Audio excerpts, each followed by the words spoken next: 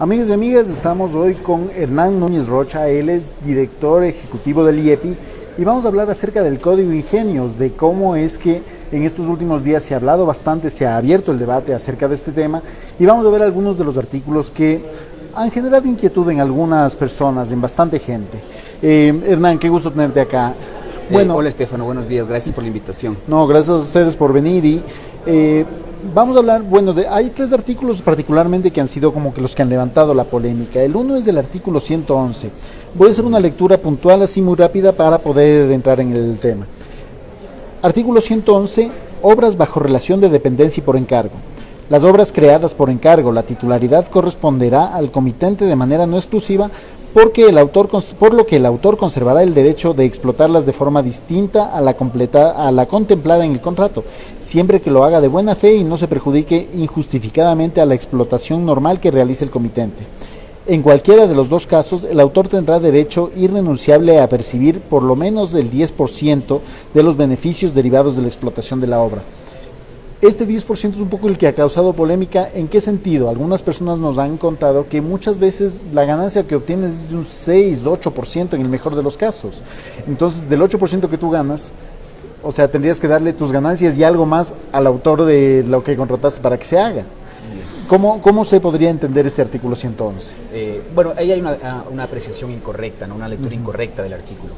En primer lugar, mencionar que, Estefano, este es un proyecto de ley, ¿no? Es algo que se está discutiendo y que justamente el propósito de haberlo hecho tan público, tanto el debate en la asamblea como lo han hecho los asambleístas, han recibido a día de hoy más de 400 aportes de la sociedad civil en sesiones formales. Y en fase prelegislativa nosotros hemos recibido aproximadamente 2.800.000 visitas a la wiki, ¿no? En la cual se empezó a elaborar previamente este proyecto de ley. Entonces, es importante mencionar que justamente estamos en una fase prelegislativa en la que se admiten todo este tipo de observaciones y para eso estamos, justamente para aclarar los textos del borrador del proyecto de ley que está tratándose ahora mismo en la Asamblea. Respecto al artículo 111 que tú comentas, sí, efectivamente el artículo modifica el sistema de propiedad intelectual respecto al software, ya que establece que, primero, la propiedad, salvo pacto en contrario, de una obra desarrollada por una persona natural, por un desarrollador, por un programador, será de él, ¿no? Entonces, solo en caso de que exista una disposición en contrario, es decir, un contrato laboral, por ejemplo, o un contrato de obra por encargo, será de la empresa que quiere explotar económicamente este programa. Y al final establece uno de los principios que tiene este código, que es fomentar el desarrollo cognitivo, fomentar el desarrollo tecnológico y llevar la propiedad intelectual a todos los actores que participan en la generación del conocimiento, no únicamente a la empresa que explota de forma mercantil ese conocimiento. Voy a poner un ejemplo. Si yo soy un programador que trabajo bajo relación de dependencia en una compañía y sé que voy a recibir, además de lo que está establecido en mi contrato de trabajo, que pueden ser buenas o malas condiciones, bueno, eso dependerá, pero además de lo que esté establecido en mi contrato de trabajo, si es que yo sé que voy a recibir el 10% de los beneficios que se generen por la venta de mi programación, voy a estar mucho más motivado para hacer más y mejor software. Con eso gano yo como programador, gana la empresa porque tendrá muchas más soluciones que poner en el mercado y se vuelve más competitiva en el ámbito nacional, pero sobre todo en el internacional, y gana la sociedad. Gana la sociedad porque nosotros como ciudadanos comunes tenemos más aplicaciones, más soluciones tecnológicas que van a solucionar nuestras necesidades cotidianas. Ahora, ¿cuál es el caso? Voy a poner un ejemplo bastante ilógico, digamos, si se quiere, pero como para ejemplificar la cuestión. Yo tengo una idea, yo soy un empresario y quiero crear PDFs que hablan, porque veo que ahí está el futuro y tengo la visión de que ese va a ser el futuro de mi empresa. Pero yo no sé programar. Contrato un programador para que lo haga y él, por ser el creador del programa, gana el 10% de mi idea. ¿Es así? Bueno, aquí es importante mencionar que las ideas no se protegen per se, ¿no? De hecho, esto es una premisa que está en todos los sistemas de propiedad intelectual mundial, ¿no? Voy a poner un ejemplo jocoso, pero que ejemplifica bastante bien esta situación. Si las ideas se protegiesen como tales, no tuviésemos un montón de telenovelas que son muy recurrentes en temáticas, ¿no? Entonces, las ideas no se protegen, lo que se protegen son la creación, es decir, cómo has plasmado tú esa idea, en el caso del software, en una solución tecnológica. Y bueno, es importante también mencionar que el 10% son sobre los beneficios netos, ¿no? Es decir, de los beneficios que yo tengo, estoy como empleador, como empresario, estoy compelido a compartir con quien ha creado, con quien efectivamente sin esa persona natural no existiría el programa que yo lo estoy explotando económicamente, ¿no? Sin embargo, es importante mencionar que yo creo que este código trae varios incentivos como este, ¿no? No es el único.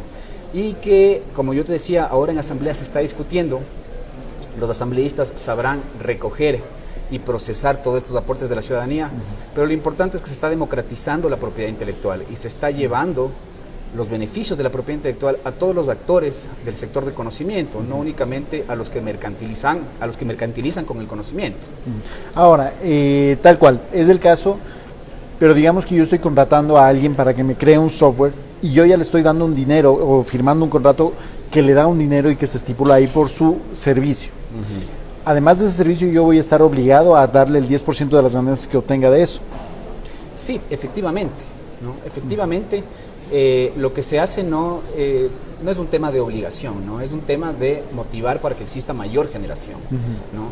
Igual los empresarios pueden jugar, tienen un margen de acción entre si es que negocian directamente con el desarrollador de esta manera, con el ejemplo que tú estás poniendo, o lo atan únicamente a la distribución de beneficios. Sí, esa es otra opción, que no está cerrado.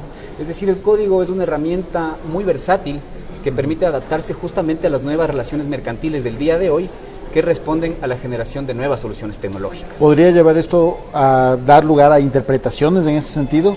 Sí, efectivamente. De hecho, esta es una norma muy flexible que lo que pretende es justamente que, en este caso, como en el ejemplo que tú pones del empresario, tenga varias opciones para ver cómo motiva a sus desarrolladores y se genera más software en el país. Bueno, sigamos adelante. Tenemos el artículo 136, la obligatoriedad del uso de software libre y estándares abiertos. Obliga al sector público y a las instituciones del sistema educativo a usar de manera obligatoria y exclusiva, digamos, software libre y estándares abiertos. Prohíbe la contratación de actualizaciones de software propietario adquirido previamente a la entrega de este código. Y los sistemas que por razones técnicas o comerciales no pueden ser reemplazados por software libre en la contratación de software como servicio, digamos, o las entidades obligadas por el artículo, deberá realizarse únicamente con proveedores que cuenten con una nube virtual o datos localizados en Ecuador. ¿Por qué tiene que estar? A ver, son varias cosas, entonces vamos desagregando. O sea, primero vamos con la obligatoriedad al sector público y a las instituciones del sistema educativo a usar exclusivamente software libre. ¿Es exclusivo que deben usar software libre? Mira, de una lectura parcializada del artículo podría pensarse que sí, ¿no? Sin embargo, que si tú lees este artículo, que como tú lo resumiste muy bien, tiene 1, 2, 3, 4, 5, 6, 7 párrafos, se entiende que es un sistema preferente, ¿no? Es un sistema preferente en cuanto a la adquisición del software libre. Esto tiene su razón de ser, ¿no? Existen varios datos y varios estudios que demuestran, en primer lugar, que el software libre es un modelo de desarrollo mucho más eficiente, es un modelo de negocio mucho más eficiente, ¿no? Existen estudios que demuestran que la tasa de fracaso, por ejemplo, del software libre es menor, de las empresas que realizan software libre es menor al 4%, ¿no? O que los beneficios que se reparten con los programadores dentro de una empresa que hace software libre es superior al 79%, es casi el 80% de las ganancias que tiene esta empresa en cuanto al valor agregado de sus productos, ¿no? Entonces, dentro de la industria del software, que tiene varios modelos de negocios, el software libre es uno de ellos, ¿no? Y es un modelo que, como te digo, primero es más eficiente, segundo, por la posibilidad de ser auditado, de ser construido de manera abierta, participativa, democrática, sin fronteras, sin dependencia de que tengas o no una relación laboral.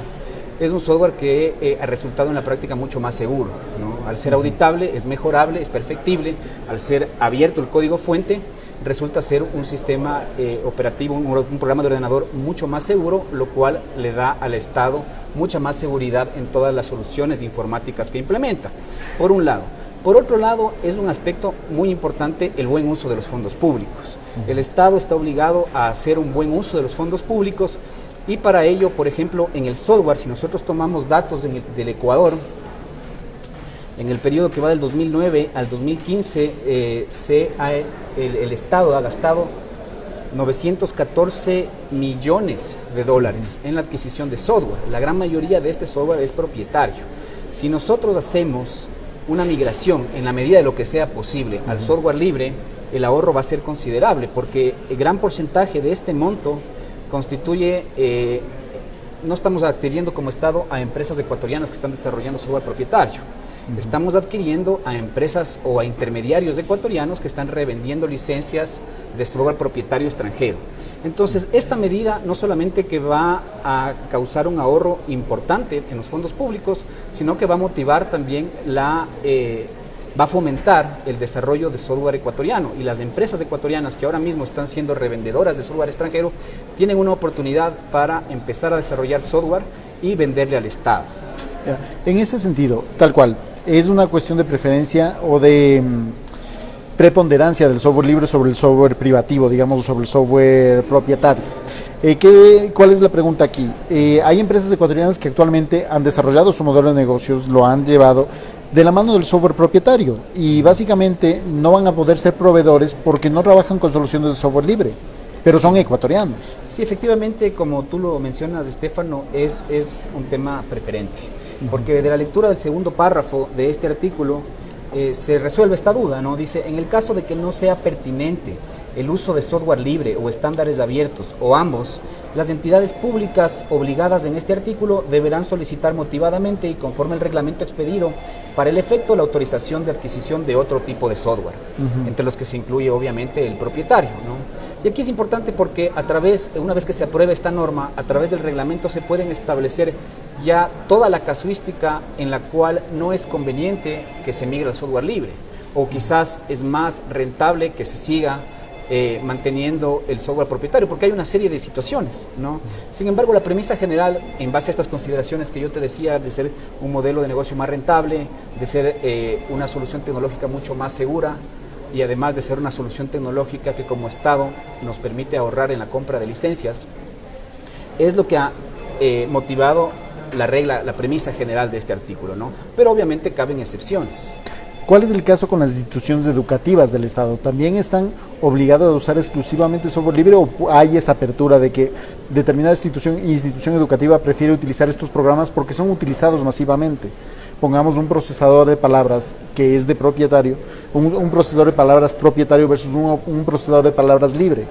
¿Están en la obligatoriedad de enseñar el de software libre y no necesariamente el de propietario? Bueno, en situaciones del sistema, en instituciones del sistema educativo la situación es similar, ¿no? Es decir, existe un sistema preferente de adquisición de software libre. Sin embargo, bajo las mismas excepciones que aplican al sector público, una institución de educación superior, por ejemplo, podría contratar o seguir contratando software propietario. No obstante, en el caso de instituciones educativas sí es importante hacer tres precisiones.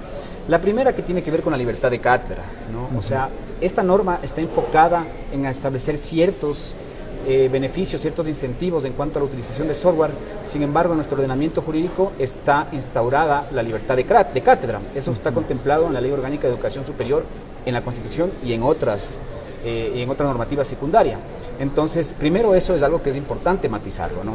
Segundo, de que sin perjuicio de aquello, yo personalmente sí considero que es mucho más enriquecedor, por ejemplo, en carreras relacionadas con la programación, como puede ser una ingeniería en sistemas, que la enseñanza se base en la programación y no solamente en una forma de programación a través de una única marca o de un único tipo de programa de software propietario, ¿no? Porque es lo equivalente a lo que sucede, por ejemplo, en otras ingenierías. Si es que yo decidiese estudiar ingeniería mecánica automotriz, a mí me van a enseñar a reparar un motor de automóvil. No me van a enseñar únicamente a reparar el motor de automóvil de una marca como Chevrolet, por ejemplo, ¿no? Por mencionar una. Y la tercera precisión que yo creo que es importante hacerlo es que este artículo este artículo será beneficioso también para la infraestructura de las universidades y para todos esos servicios informáticos que ellos ofertan a través de programas de ordenador, ¿no? Y en ese sentido aplican las mismas consideraciones que hacíamos respecto al sector público, que es un sistema más seguro, es más eficiente y además es más barato. Dos preguntas ahí. ¿Qué pasa primero con la base ya instalada, con todas las computadoras y software que ya se ha adquirido?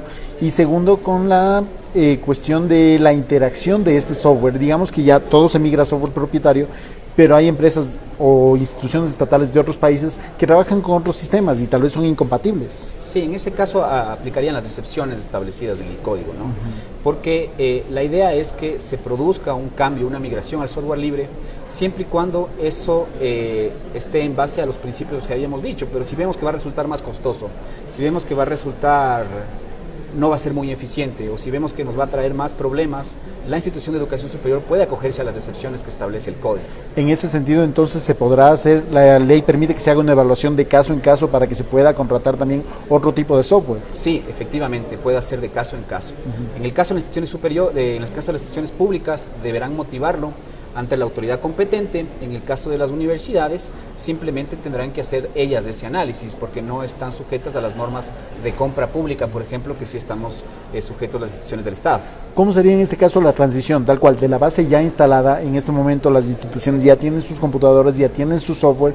¿Cómo se hace el proceso de migración? ¿Cuánto tiempo se va a tardar? ¿O es que, digamos, se aprueba la ley y desde mañana todos tienen que tener software libre? No, de hecho, justamente ese es uno de los temas que se ha venido tratando en tantas discusiones, conversatorios y debates que hemos tenido con los sectores de la sociedad civil, ¿no? Y la idea es dejar un tiempo prudencial y que esto sea abierto, que la metodología, la forma, los procesos, las etapas de cómo se hace esta migración esté bajo la decisión, en el caso de las universidades, de ellas mismas, ¿no? Y lo importante, como se ha mencionado, es que es un régimen el que estamos instaurando muy flexible, que te permite acogerte a ciertos plazos, o sea, no tiene que ser inmediato, tiene que ser un plazo prudencial y tiene que irse haciendo paulatinamente en la medida que sea posible. Si es más eficiente quedarse con el software propietario o seguir adquiriendo software propietario, pues ahí está la opción, ¿no? El propio artículo te da esa facilidad. Ahora, pongamos igual el caso hipotético. Soy un pequeño empresario, he logrado crear mi empresa de servicios de software basado en software propietario. Ahora, para ser proveedor del Estado tengo que, o digamos, del Estado me alienta a que me vaya a hacer software libre. Pero en este momento mi base instalada y mi plataforma y mi modelo de negocio no me da como para poder hacer esa innovación, sino que ya tengo mi base instalada y con esto logro proveer. ¿Cuál es el caso? Digamos, no es la generalidad, pero sí puede haber muchos casos así. Sí, puede haber, ¿no? Yo creo que, en primer lugar, si es que estás dentro de las excepciones, podrás seguir vendiendo software propietario, ¿no? En segundo lugar, es algo más sencillo en términos jurídicos, porque no hace falta cambiar necesariamente el modelo de negocio, sino simplemente cambiar los términos de la licencia, ¿no? Porque cuando tú eres el titular de un programa de ordenador, tú estableces los términos y condiciones como propietario de aquel software. Tú estableces los términos y condiciones bajo los cuales debe realizarse el uso de todas las personas que adquieren tu licencia. Entonces, otra opción que tienes es cambiar simplemente los términos de tu licencia. Y una tercera, quizás ya mucho más estructural, es empezar a desarrollar dentro de tu empresa este otro modelo de negocios que es el software libre, ¿no? Y que además, dicho sea de paso, hacia allá va el mundo, ¿no? Si uno ve los ejemplos a nivel mundial, tanto desde el punto de vista corporativo como desde el punto de vista estatal en cuanto a la compra pública, el mundo está yendo hacia allá. Ya no podríamos decir siquiera que es del futuro, sino que es del presente, ¿no? Porque es un modelo de negocios mucho más versátil. Ahora, en ese sentido igual, volviendo un poco al ejemplo tal vez muy específico, soy un pequeño empresario, tengo mis dos programadores que son mis ases de la empresa y básicamente mi única empresa, o sea, la manejo con dos programadores. Es un ejemplo hipotético, no es que yo tenga ninguna empresa de nada, pero digamos, tengo mis dos programadores, son expertos en software propietario, pero ahora tengo que al menos deshacerme de uno para poder tener a alguien que sea experimentado en software libre. Es que yo considero que eso no va a pasar, porque el tema de si es que es software propietario o software libre no pasa únicamente en cuanto a la generación de la programación, ¿no? Sino sobre todo en cuanto a cómo tú has determinado la licencia. Y ahí simplemente es una cuestión jurídica, ¿no? Yo decido como titular, como dueño del software, si es que abro o no el código fuente, ¿no? Obviamente eso te trae luego un montón de repercusiones que son muy positivas para este modelo de negocio, que es lo que yo te comentaba, que pueden participar muchos más desarrolladores y tú te puedes nutrir de toda esa programación colectiva mundial, porque además no hay límites de frontera para aquello. Y otra cosa importante de mencionar es que la gran mayoría de empresas de software libre se nutren yo tengo los datos aquí, al menos en un 61% de pequeñas y medianas empresas de programación. Es decir, es un modelo de desarrollo, un modelo de negocio que está mucho más enfocado en la pequeña y la mediana economía, en la pequeña y mediana empresa, ¿no? Entonces, yo creo que más bien los pequeños y medianos empresarios, la gente que está innovando en el Ecuador y que efectivamente tiene capacidad de desarrollo, es una de las principales beneficiarias con este código. Ahora, en ese mismo sentido, tal cual, por las características del software libre, a ser abierto y a ser como comunitario, así como es posible que sea muy reforzado porque hay gente que cada vez está investigando más, también es posible que sea muy vulnerable porque hay gente que está cada vez investigando más cómo romper esas seguridades o cómo hacerlo más vulnerable. Sí, justamente yo creo que eso forma parte de una economía del conocimiento. Yo creo que a día de hoy, ¿no?, con tantos avances tecnológicos y científicos que tenemos, en cada momento ya no tenemos que esperar tanto tiempo como sucedía hace una década, por ejemplo, para tener avances significativos. A día de hoy, el guardar en secreto la información no es una ventaja comparativa, ¿no? Más bien, a día de hoy, yo creo que las ventajas comparativas están dadas justamente por las competencias que en este caso los desarrolladores tienen para mejorar o complementar un software que tiene el código abierto, ¿no? Entonces yo creo que si bien existiría teóricamente ese riesgo, yo creo que las ventajas de tener un código abierto a disposición de la comunidad de usuarios son muchos más que los potenciales riesgos. Pero hay riesgos. Como en todo, ¿no? Yo creo que el software propietario tampoco está exento de riesgos, ¿no? De hecho, hasta ahora no creo que se haya inventado un modelo de negocio en el área de informática que sea inmune a los riesgos, ¿no? Pero en ese sentido, digamos, empresas de software propietario te dan una garantía. Si es que hay una vulneración o algo, tú tienes como, digamos, recuperar tu dinero o recuperar tu inversión de alguna forma. Cuando estás haciéndolo con software libre o propietario, básicamente tienes la garantía de quien te esté dando un servicio que no necesariamente te va a garantizar ese servicio. Bueno, eso dependerá también, Estefano, del tipo de licencia, ¿no? Porque si bien, y eso es otra gran ventaja del software libre, por ejemplo, el software propietario suele tener un tipo de licencia muy cerrada, ¿no? Son muy parecidas las licencias, si uno lee los términos y condiciones cuando compra un programa de ordenador de software propietario, son muy parecidas entre todas las marcas, entre todas las distintas opciones que hay en el mercado. Sin embargo, las licencias de software libre son mucho más versátiles, son distintas, existe una muy amplia gama de posibilidades de uso, porque yo como titular, el momento que abro el código fuente a disposición de los usuarios, puedo decidir qué tipo de uso les permito y cuáles no. Entonces, eso es muy importante porque tenemos una gama mucho más amplia y podemos hacer una serie de usos, de autorizaciones de usos, según la necesidad de cada caso en concreto. Ok, siguiendo adelante con el artículo 137, que es un poco el que ha causado polémica en los últimos días, los proveedores de artículos electrónicos están obligados a permitir que el usuario pueda adquirir con o sin software dichos equipos. Digamos, yo adquiero un equipo N y tengo, o más bien yo proveo un equipo N y tengo que como proveedor de ese equipo darle al usuario la opción de que le ponga software libre o software propietario. ¿Es así? Incorrecto. Yo creo que aquí ha habido quizás en los últimos días una lectura desacertada de este artículo, ¿no? Porque como podemos ver, este artículo lo que hace es consagrar un principio de defensa del consumidor. Esto ya existe en la mayoría de legislaciones del mundo y en nuestra propia legislación también, en la Ley de Defensa del Consumidor. ¿Qué es lo que dice este principio? Que yo como consumidor o usuario no debo estar atado a comprar un bien cuando adquiero otro bien. Por ejemplo, si yo adquiero un ordenador, no debo estar atado necesariamente a adquirir el software propietario que la tienda o el distribuidor me vende con ese ordenador. Este artículo que te dice es que tú como usuario vas a tener la libertad de escoger entre software propietario y software libre, siempre y cuando exista esa disponibilidad. Es decir, si es que existe una única solución tecnológica, si es que existe un único tipo de software que puede ser aplicado al hardware que yo estoy comprando, no puedo escoger y entonces no existe esa obligatoriedad. Si nosotros leemos el artículo, dice: los usuarios tienen derecho a la libre elección del software en dispositivos que admitan más de un sistema operativo. Ya con este simple primer párrafo te da a entender que si es que no admite, no estás obligado. Pero el artículo es más claro aún y te dice: los proveedores de artículos electrónicos están obligados a que el usuario pueda adquirir con o sin software dichos equipos. Y en adelante te dice: los proveedores estarán obligados a ofrecer al usuario alternativas de software privativo o software libre de existir. ¿no? Es decir, en el caso, por ejemplo, de un dispositivo que sirve para la medicina, ¿no? Estos equipos muy tecnológicos que existen en los hospitales y que quizás solo tienen un único software que es propietario, estás exceptuado, ¿no? O en el ejemplo que se puso, que ahí también yo agradezco la oportunidad por haberme invitado a aclarar, porque se había comentado mucho sobre este artículo y se había puesto un ejemplo que creo que es el que dio pie a todas las malas interpretaciones, ¿no? Que dicho sea de paso, un ejemplo promocionando una marca extranjera en la cual las empresas de software ecuatoriano no aportan en la generación de su software, ¿no? Hablamos del iPhone. Sí aportan. ¿No? Hay una tienda de aplicaciones entera en la cual muchos desarrolladores ecuatorianos aportan. Sí, pero estoy hablando del software propietario, ¿no? Del software propietario de iPhone que lo explota únicamente la empresa Apple.